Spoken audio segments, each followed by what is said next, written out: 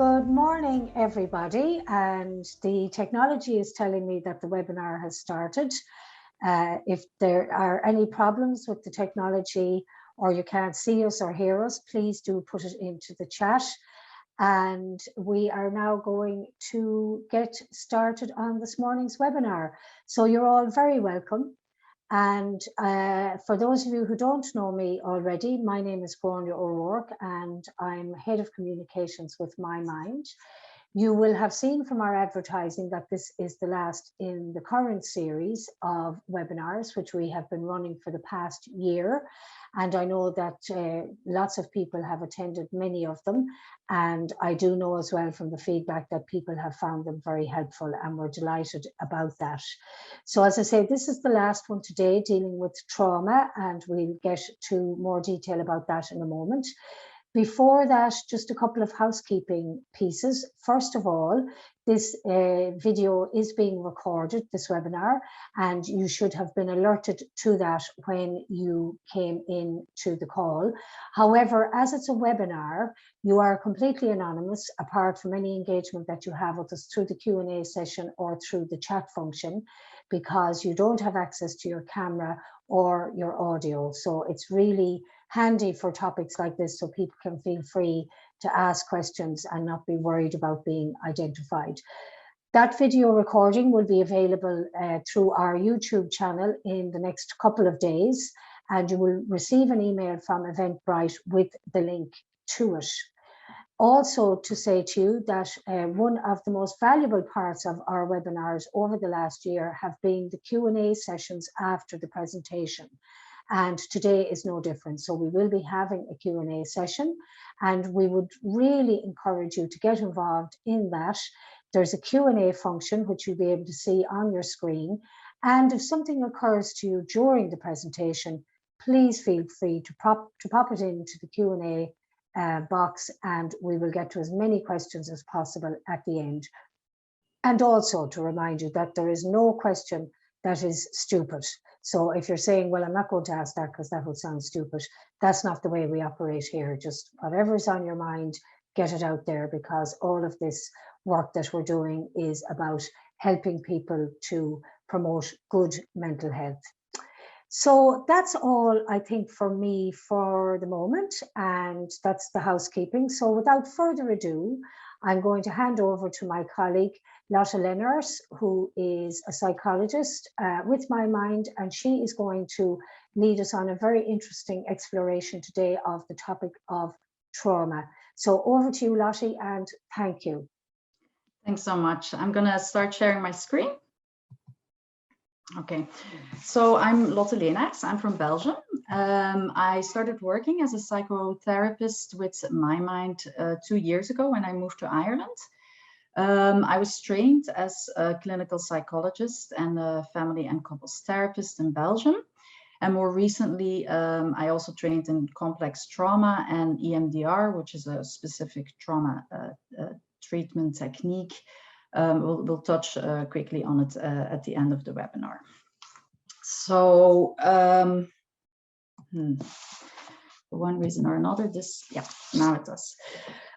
So I want to talk to you today about how trauma and distressing events can sit within us years and decades after they happened, and how they continue to influence our behavior or emotions, the way we see ourselves, the way we see the world around us, how we interact with people, and also how our body feels. Now, obviously, trauma is a very complex matter, and it's also a very vast subject. I don't have that much time, so I will only touch on certain aspects of it. I do want to give a little trigger warning in the sense that I will be using examples. None of these examples are real, but nonetheless, if you feel like you've experienced trauma, of course, we encourage you to seek out a trauma-informed therapist at MyMind or elsewhere. So what do we want to look at today? Let's look at the overview for a moment. We're quickly going to touch on what we mean by trauma and distress. We're not going to spend too much time on that. We will talk about how trauma gets stored as implicit memory. We'll talk about our triggers and our learned responses and how therapy can be helpful. And then in the second part, we'll talk about trauma and the nervous system, how we can get stuck in survival responses, and how there's different states of arousal, and again, how therapy could be helpful. And as Grania said, there will be time in the end for questions. All right, so what do we mean by trauma? Basically, we don't want to talk today only about what some people call big T trauma, which is like rape or abuse or war or torture, but also about more common experiences like divorce or bullying, neglect, emotional abuse, migration. I don't want to spend too much time on like symptoms or definitions on trauma. I mean, it's easy to Google it, and there's a lot of discussion around it. I think for the sake of this webinar, let's just agree that we're talking about events that overwhelm a person's coping mechanism. So how does trauma get stored?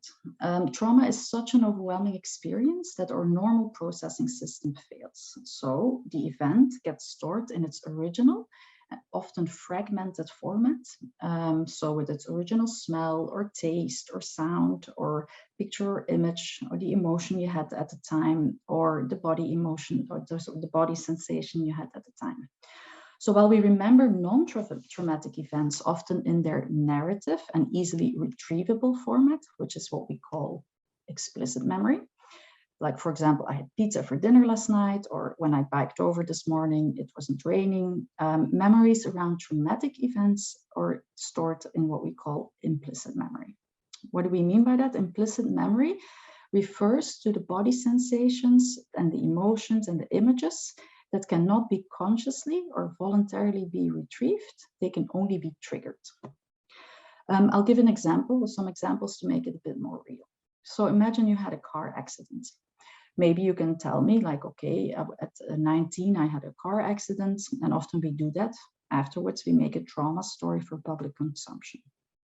But the way we actually remember that accident might be by the pain in our neck that we still feel till today, or the anxiety we feel every time, or we hear an ambulance, or by the image of our friend's face when we were lying on the ground and we realize we're in serious trouble. But let's look at a more subtle example as well. Imagine your father was an alcoholic. Now you can come into my office and probably say, okay, I grew up with an alcoholic father. But the way these memories are stored is probably very different. Maybe, for example, you would feel very restless and anxious every day around 4 o'clock, because that was a time that your father would start drinking and you had to be very attuned to his mood changes. Or maybe you have an increased sense of smell because you had to pick up on when he had been drinking to make sure you get out of his way. So you see, implicit memory can sit with us and influence our behavior or beliefs or emotions long after the events are over, long after we've left our abusive homes, long after the childhood bullying has stopped. So what happens then in our daily life? Even years after the trauma happens, our implicit memories can get triggered by seemingly small things. For example, a smell, a sound, a time of the day or a time in the year, a comment or a look on someone's face can trigger a person and bring back these implicit memories. For example, as with the car accident, maybe every time you smell gasoline, you'll feel an overwhelming anxiety. Or even again, in a more subtle way, when maybe a friend canceling on a date reminds you like how lonely you were growing up in a conflictuous household. Or maybe feeling nauseous from eating a bad shrimp reminds you of how we felt after we were attacked during a drunken night out. The tricky thing is, we often don't recognize these sensations and emotions as memories. We think that because our heart rate is going up, that we're anxious and we must be in danger. Past and present are getting confused. We feel as if the trauma is still happening in the here and now. And it's hard to stay grounded in the present because these memories, these images, and these body sensations, these emotions are so intrusive and intense. I like Janina Fisher. She's one of the leading trauma specialists. She talks about habitual responses. She She's the one who invites us to look at our symptoms of depression or anxiety, anger or people pleasing as ways to cope with complex situations. For example, imagine you grew up in a household where your parents would be constantly fighting.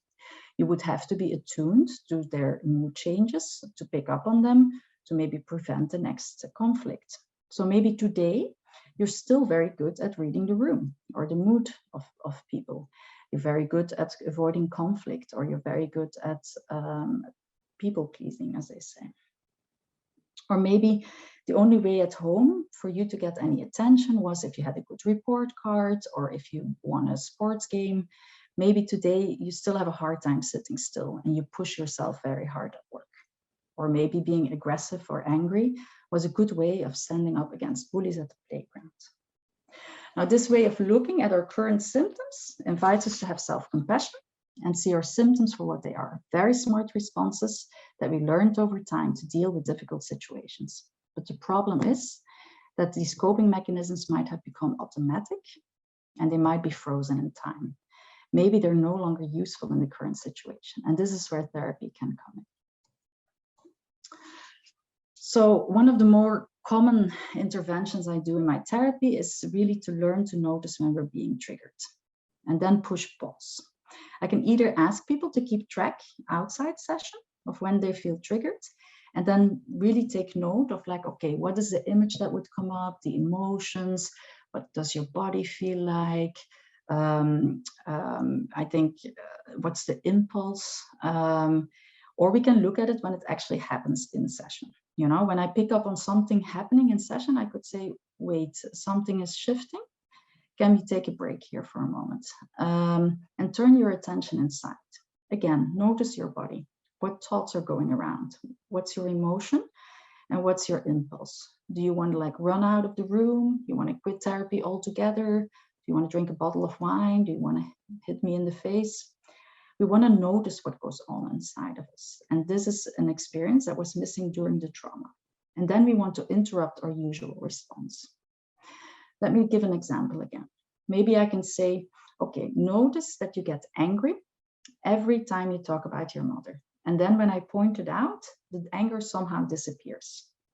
What was anger like when you grew up? Was it met with more anger? And did you learn over time to suppress your anger? Can we have a look at what would happen if you don't suppress that anger? And if you just pick up on it and you see it as a surge of energy that's letting you know that your values are being touched or your boundaries are being overstepped. How can we use that energy now, in the here and now? You're an adult now, right? So maybe there's a way for you to stand up for yourself that wouldn't get you into trouble. So in addition to recognizing and appreciating our usual coping mechanisms, therapy can help us investigate whether these strategies are still adaptive in the current context. And the good news is the brain has the ability to change, to rewire, to make new neural networks. It's called neuroplasticity. So when we notice how we respond to certain triggers, we can also learn new responses.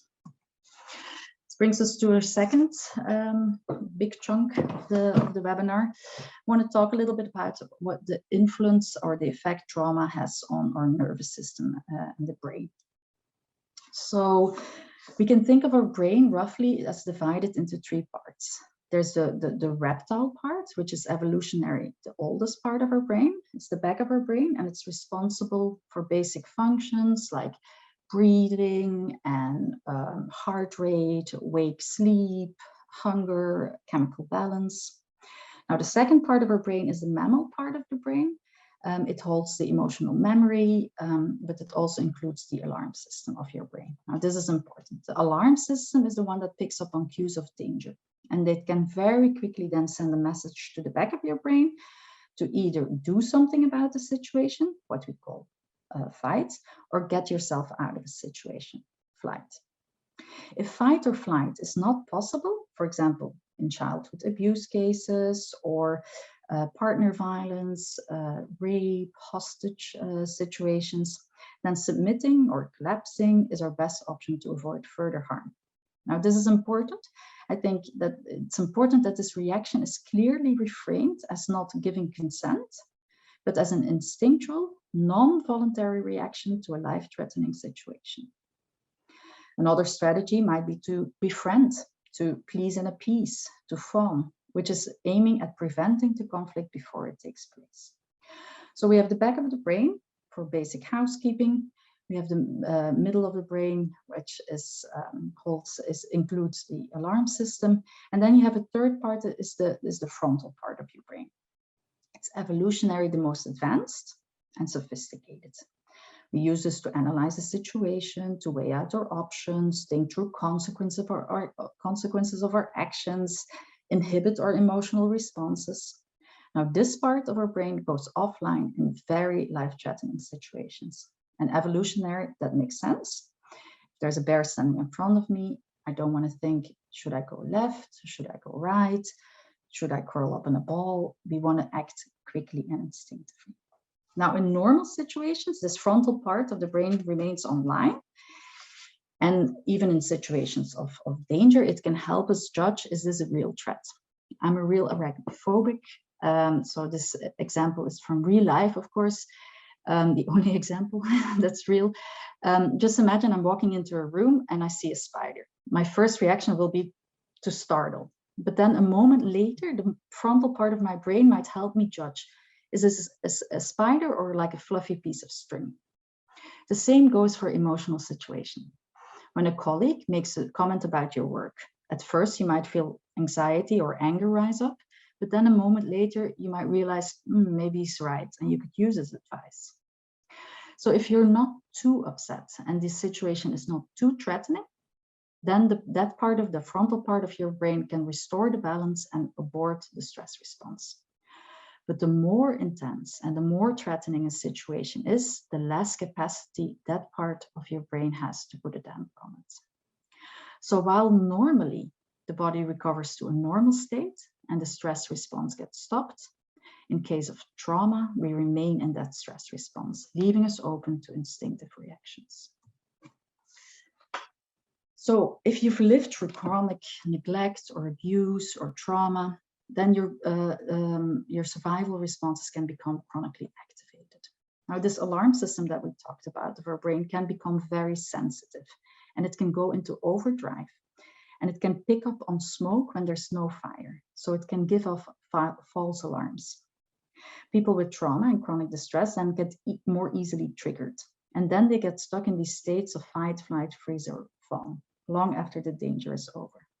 Our body and our mind remain frozen in the traumatic response. Especially when we get triggered, we feel as if the danger and the trauma is still happening in the here and now, rather than there and then.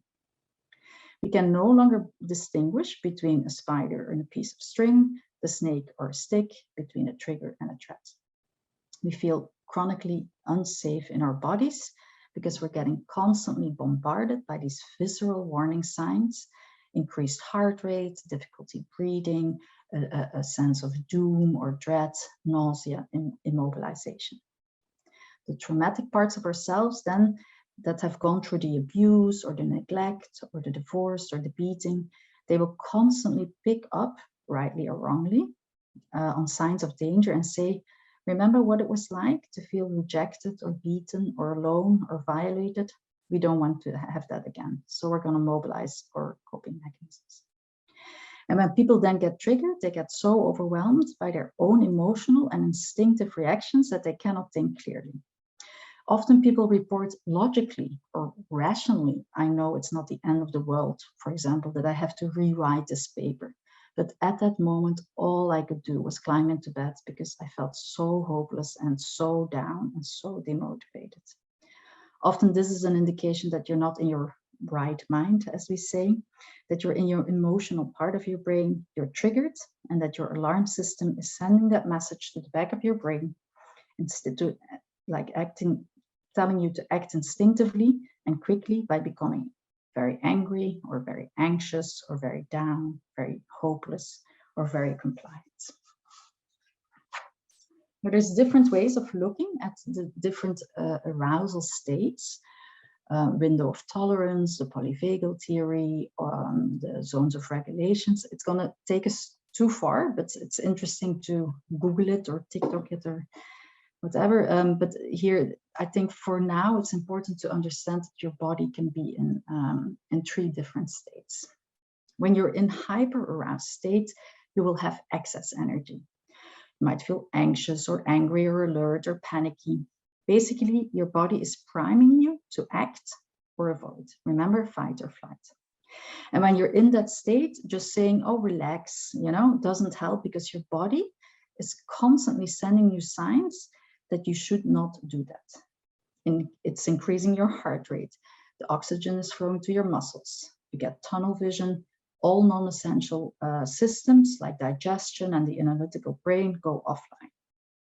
Now, when you're in your hypo-aroused state, your body is basically priming you to conserve your energy. Your heart rate is going down. Breathing has become shallow. You might have diarrhea. You feel nauseous. The awareness is shutting down. You might feel depressed or down or collapsed or hopeless, ashamed. When you're in that state, it's not helpful to keep going. Now, there's a regulated state, and that's the state where the person is able to function the most effectively. And obviously, that's the state we want to be in. It's where we feel creative and confident and competent, calm, whatever comes our way, we feel we can handle it. Now, how can therapy help? Bessel van der Kolk, who is also one of the leading trauma specialists, I like what he says. He says, trauma therapy is not about telling trauma stories. It's about finding a sense of safety in our own body. There's a lot of societal discourse around talking about what happened to us will make us feel better. And this belief has also long informed how we do trauma treatment. But talking about trauma doesn't heal trauma. Because when we're remembering trauma, you might trigger yourself and you might activate those alarm systems that alarm system of your brain, sending you into these hyper or hypo-aroused states. Moreover, since explicit memory function, remember from the beginning, when they are impaired during the trauma, the treatment of explicit memory, the narrative of the memory, doesn't resolve the implicit memory. I often tell people, I don't need to know your whole story, but ideally you need to know your whole story. I think it's important that we work first with how the trauma still sits in you. And how do we do that? Again, we need to pause and notice. Notice what state our nervous system is in. Is it preparing you for fight or flight, or freeze or submit? You might need different strategies to get yourself back to the regulated state. So imagine you're in that hyper-aroused state. It's not enough. You shouldn't like calm down or slow down or take a rest. That probably won't at first help you. You want to down-regulate by using that excess energy, moving your limbs, clean your house, go for a walk, talk to a friend, whatever it is to get rid of that excess energy. And when your body is, on the other hand, in the hypo-aroused state and priming you to conserve your energy, you should listen to it and not push yourself. Often people say, I don't know if I climb into bed and maybe, I will never get up. But often your body just wants you to take a bit of rest, whether that's like by sleeping or reading a book or watching TV. Just taking a bit of rest, and then you can start activating yourself slowly. Obviously, you're not running a marathon in this state, but just going for a 10-minute walk, or activate your senses by lighting a candle or eating crunchy food or drinking sparkling water or something. Now, before we close off, of course, I'm an EMDR therapist, so I want to give a quick shout out to EMDR. It stands for eye movement, desensitization, and reprocessing. And how does it work? Once we've identified what we would call target memories, we then activate these memories by identifying an image, a belief about ourselves, the emotion, and the body sensation that's related to this memory. So you see, EMDR starts from, taps into that idea that the memory is stored in a fragmented way. We then move our eyes back and forth, or we tap ourselves, or we hold buzzers, or there's noise alternating in the headphones. This provides a bilateral stimulation that's so key to EMDR, and that also allows us to stay with one foot in the present and go with one foot in to the memory, access the memory.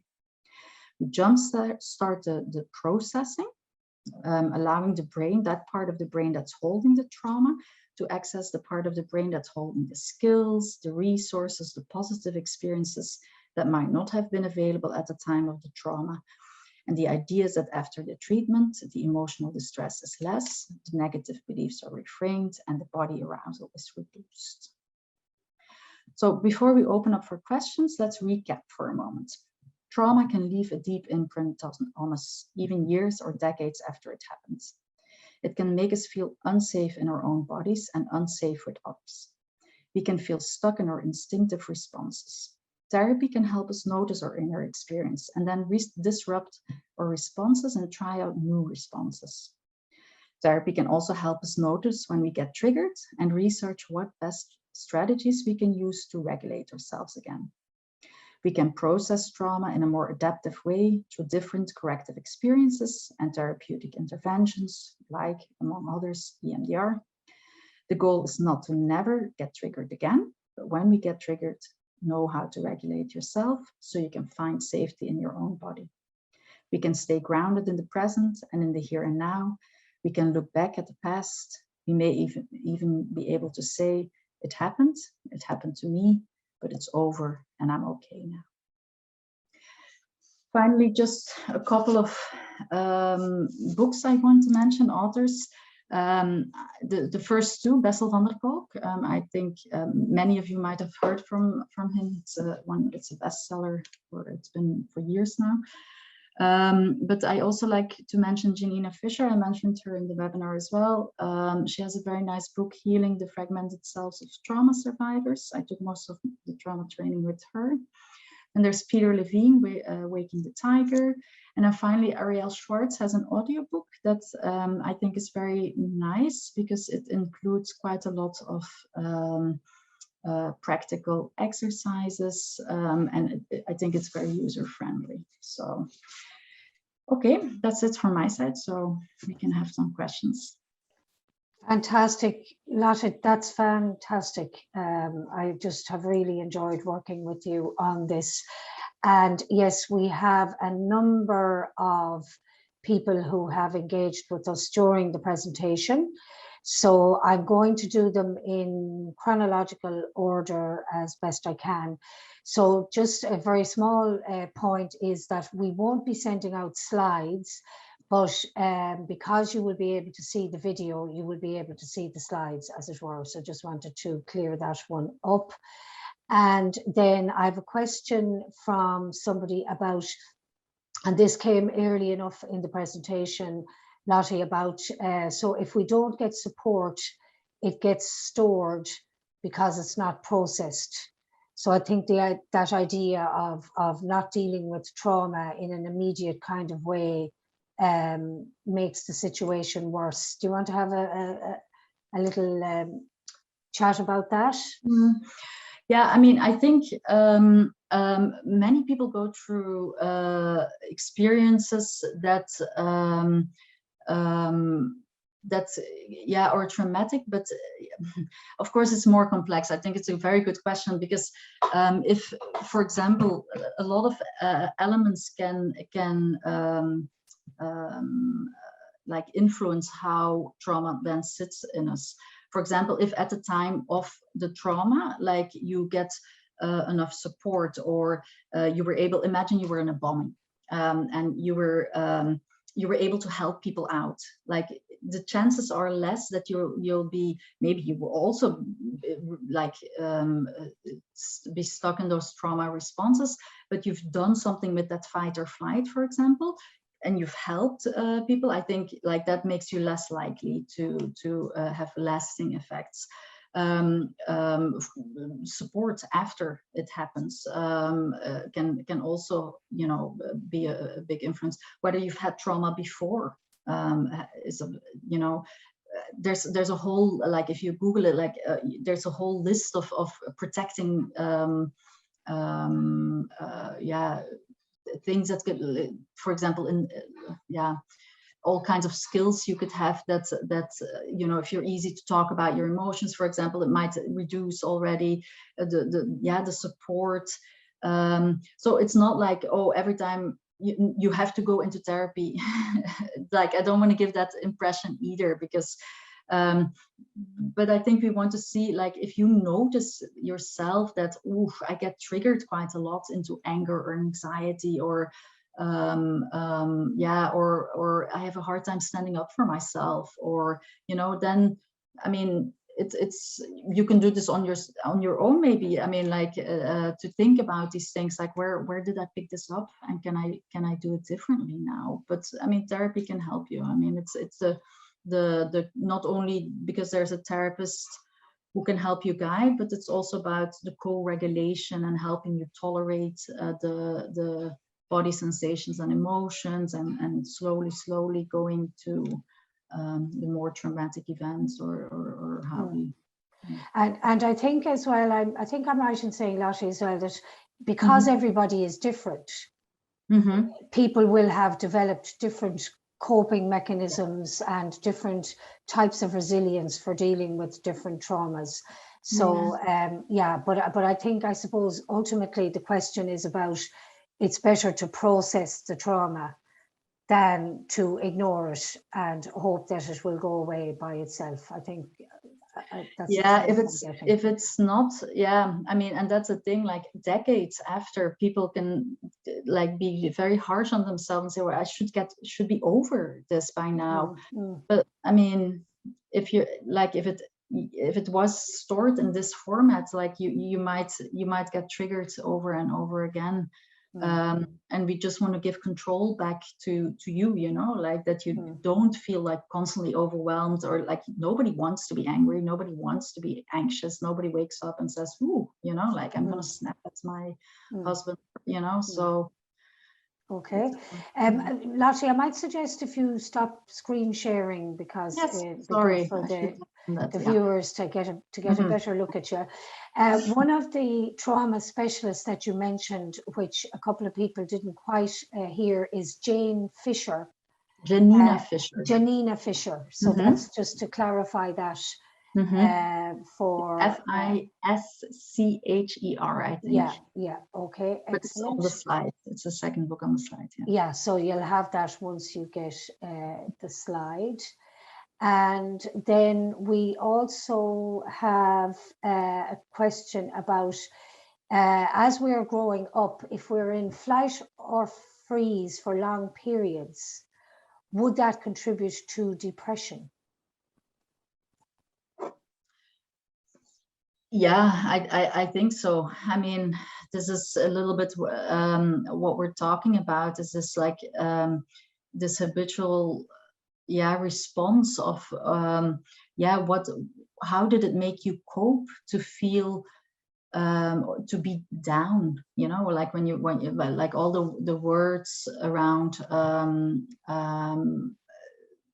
depression, like down, collapsed, you know, like, also your body language, like, when you feel depressed, you make yourself small, like, how could that have been a useful coping mechanism for you, you know, like, and thinking about being quiet and still and immobilized might have been, which basically, like, is a little bit like how we can conceptualize depression.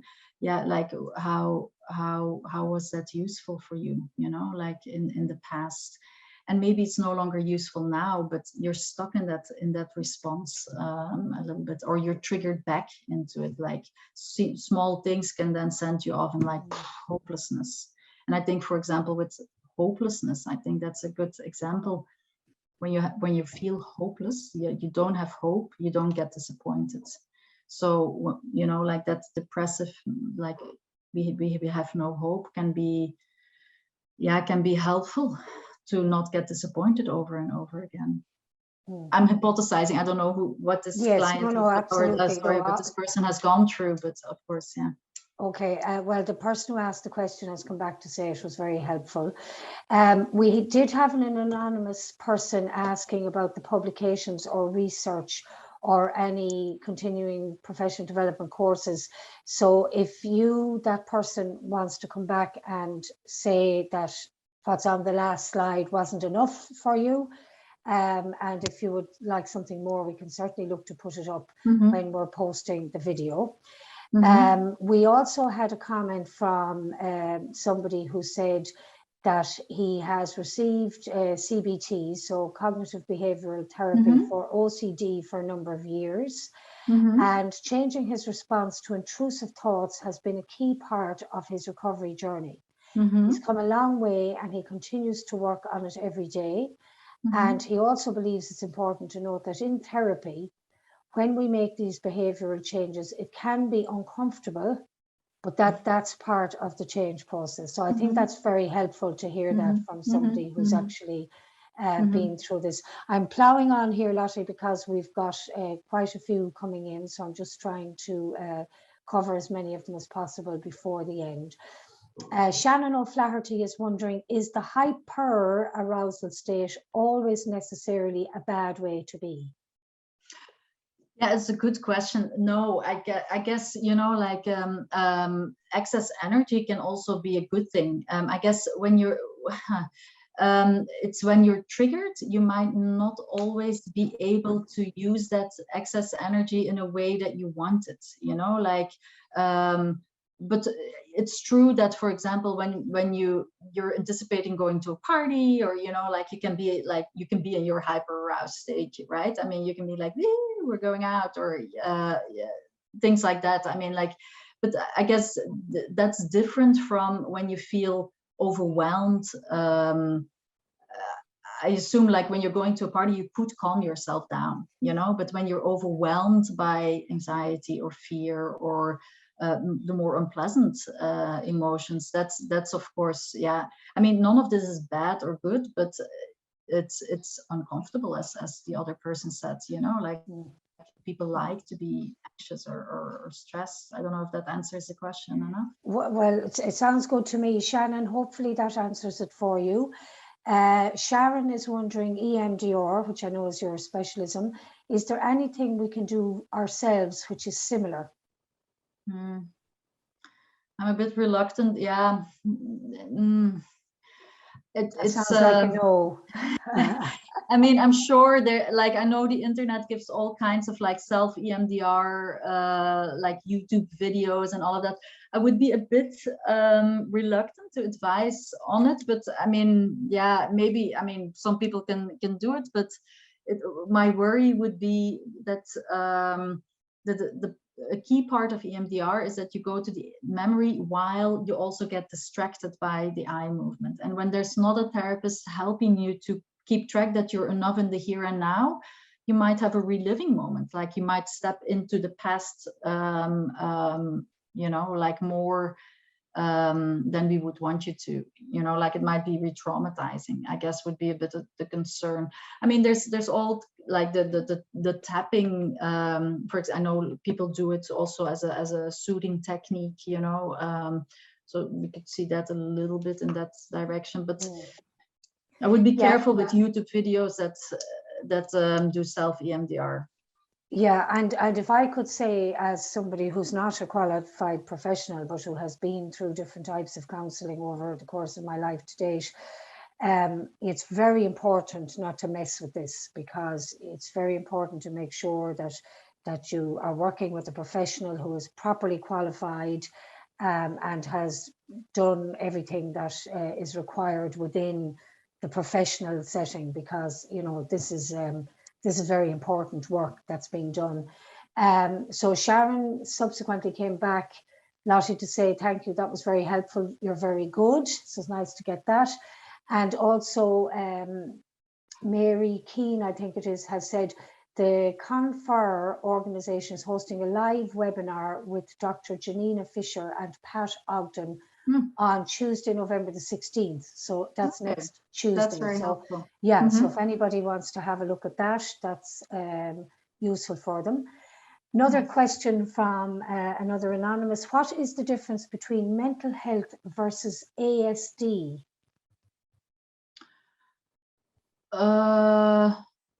Sorry, what's the question?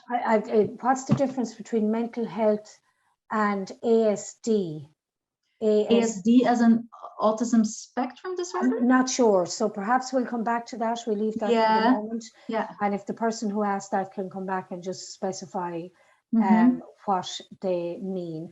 Another one from a different anonymous. How do you know when you heal from trauma? I know trauma is slow work, but when and how does it end? That's an excellent question. Yeah, that's a good question. And I think, I think most people who've gone through trauma and have gone through therapy will say it's something you sometimes dip in and out of, you know, like that you think you've worked through it, and sometimes you feel, oh, there's still, you know, like it's still sitting a little bit in me. I guess when you feel you feel you're not constantly hijacked by your own reactions. You're not, you know, you're not constantly overwhelmed by anxiety or anger or depression or you know, like unease.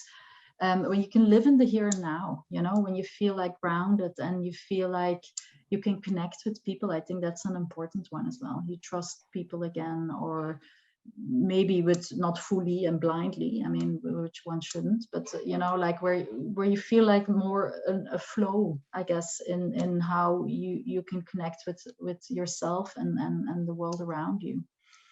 So I know it's very vague, but I mean, yes, it's one of those things, you know. Yes, and again, just, you know, for our viewers here this morning, just to say, you know, this is a general webinar. We can't obviously get into the specifics of individual cases, but hopefully it is being of some use.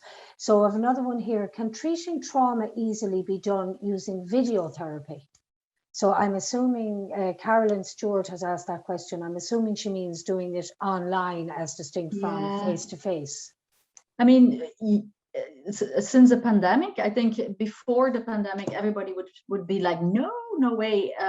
Yeah, we adapt, right? I mean, so I've done EMDR for how long has the pandemic been? Like almost 2 years now online with people. I mean, even when they come in the room, I can't really sit next to them and do the eye movements, you know, like things have changed. We find ways around it. I mean, there's something lost, you know, like in our co-regulation, in you know, checking each other's signs of safety or danger, like by not seeing the full body. But I think I mean, it works. I think for some people it also is easier to do it online because, you know, it's not as confrontational. It's not like I'm right there in your face, for example. Like some people like it that there's a bit of like electronic distance. So I mean, yeah, it can be done. I mean, okay, good stuff. Thanks, Lottie. How would you approach trauma following suicide bereavement? And that's a question from Jackie. Yeah, that like I would any other trauma, to be honest. I think especially right after, like that feels like a very different from what we've been talking about here. Like that feels very much still in that acute phase, so to say. So we would work very much on yeah, stabilization, I guess, like stabilizing your emotions and dipping in and out of grief, containing the grief, but also engaging with it, like that pendulation, I think, that you see in that grief process. But I think otherwise, yeah, like I would with other trauma. Okay, thank you, Lottie. We've a couple of points here about CPD courses or ways to specialise in order to learn more, upskill about trauma and related issues, and another one about family generational trauma and complex trauma. So what we will do is I will include those in the information that goes up on the YouTube channel. So so people can have that there, if that's okay. During long-term trauma treatments, patients can get obsessively attached to their therapist. Do you believe that the power of the transfer vanishes over time when we heal or not? Yeah. Was the word obsessive? Yes, can get obsessively attached to their therapist.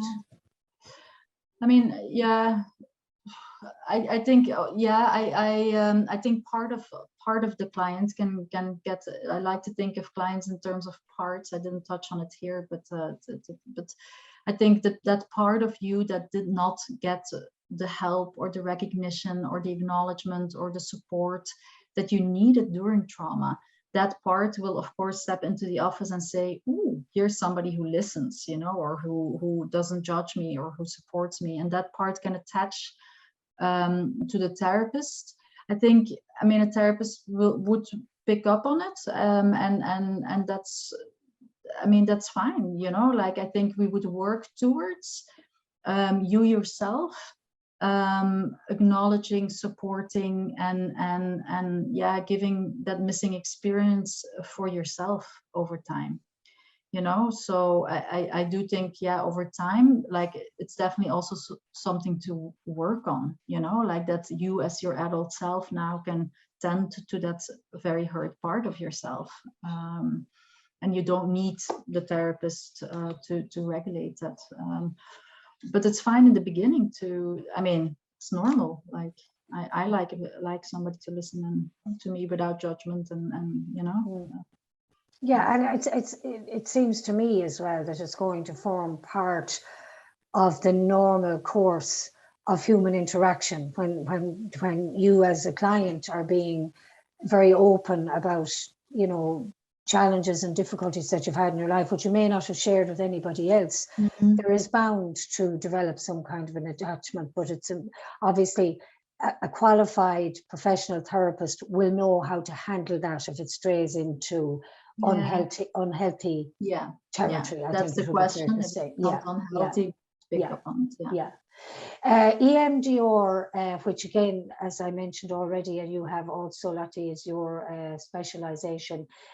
Is there an EMDR society, or how would somebody go about finding somebody who offers that kind of therapy? Yeah, I think there's EMDR Ireland. You can find the qualified therapists there. Okay. I think they will. Yeah. Great. And the person who had asked about the difference between mental health and autism has specified that it is autism they're asking about. So have you a view on that? I'm not sure I understand the question. I mean, like, I mean, autism is not my specialty, so I'm not sure if I should be answering on it. I mean, I also don't really understand what the question exactly is. Yeah, it seems to be, and again, it's difficult to say, but it seems to be around the difference between mental health and autism. So I suppose one could extrapolate that the question is about, is autism a form of poor mental health? Maybe that's the question. Oh, but that's a very different. Yeah. I wonder, like, and the person can maybe specify whether there's a lot of overlap in symptoms for autism and trauma, because that is the case. I mean, I don't know if that's the question, but again, I'm a bit reluctant to go deeply in it because it's not my specialty. I'm not, you know, like. Yes. No. Absolutely. Yeah. And I mean, we're not about giving pat answers to things that we're not qualified to talk about. So apologies to that person that may not answer the question for you. But so what kind of therapy, another question, could you recommend for trauma? Is CBD one of the most effective? I'm not a CBT therapist, but you know, like, I think it can be very effective as well. I do encourage, I think, to, like, one of the things that I find important in trauma therapy seems to be that the body is involved, because, you know, top down, like from the brain down only, might not, in some cases might be enough. But like involving the body and rewiring, you know, the nervous system and learning, you know, like how the body is carrying that trauma still, you know, like I think is a helpful part of therapy as well. Okay, excellent. But there's many ways, you know, like there's many therapies. I'm Yeah. And I suppose the thing I would say, just to give MyMind a bit of a plug here, because obviously this is a MyMind webinar, you know, when you go on our website, you can see all of our therapists, and you can see their level of qualifications and the different areas in which they specialize. And so before you make a decision to go down a route with a particular therapist, you can get an idea whether or not that approach or that person is for you. So I think that is important. And most organizations that offer therapy would offer that kind of service to potential clients.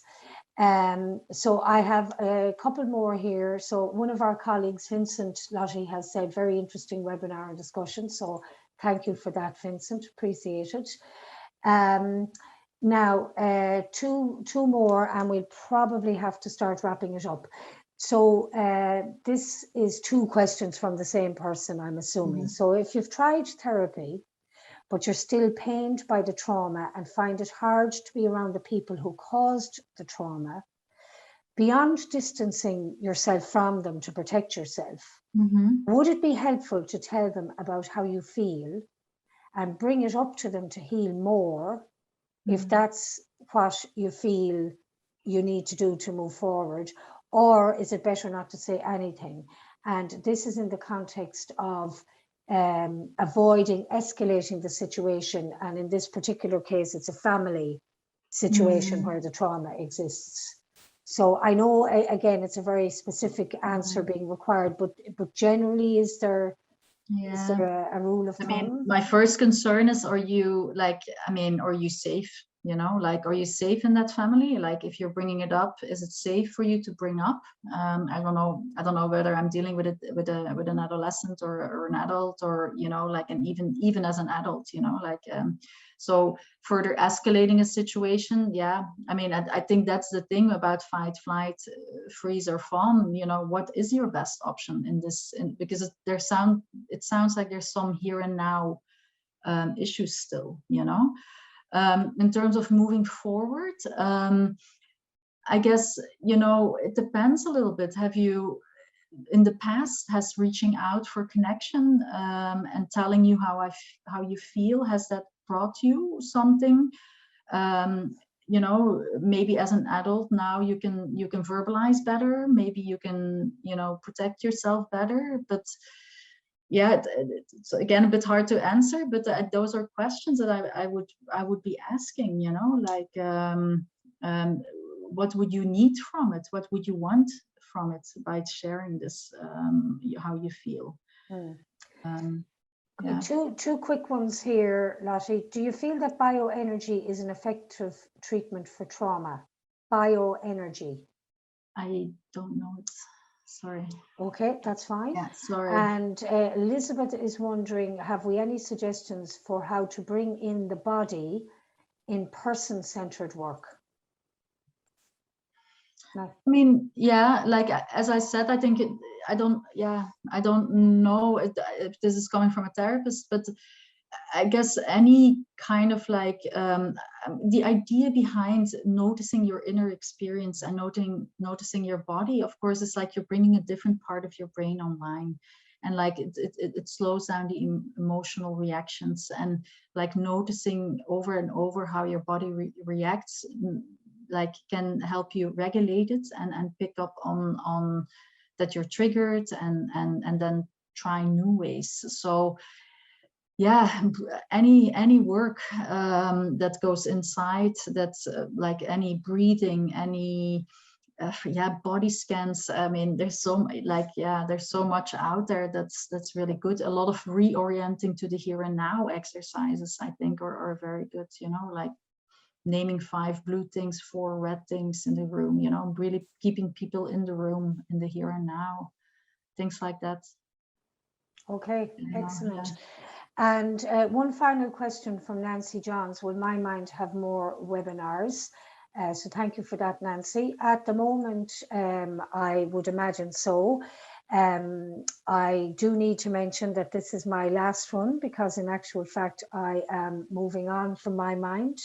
But I am hoping that my successor will continue with the webinars. And even though people are getting back to so-called normal life, I think webinars have found a place in people's lives because they're so handy. and people can sit in their home office or even at their work desk and have a webinar while not putting themselves out too much. But please do keep an eye on MyMind social media, because that is where you will find the details of any of our activity. We also have on our website, we put up the various activities that are happening as they are approaching. So please do stay tuned to that. And to remind you then also that the video link will be sent to you over the next few days, and in addition to which, there are all the other webinars that we have run since last November are also on the YouTube channel. So for those who are interested in this whole area of promoting good mental health, there might be something else there that is of use to you. So I would like to sincerely thank Lottie for her work today with me. And as you can imagine, we're a bit like the swans sailing around on the top but flapping furiously underneath. So there has been a lot of preparation has gone into all of these webinars. And I would like to also thank all of the other therapists who have worked with me over the last year on presenting such helpful and useful pieces of work. So Lottie, we're also getting a lot of very positive commentary coming in, and that's lovely to see that, and we really do appreciate it. And we had a great attendance this morning. So as I say, please do keep an eye out in your emails for an email from Eventbrite for a link to the webinar. And as I usually sign off, until the next time, from all of us here at MyMind, please do look after yourselves and look after each other. Thank you very much indeed for attending this morning.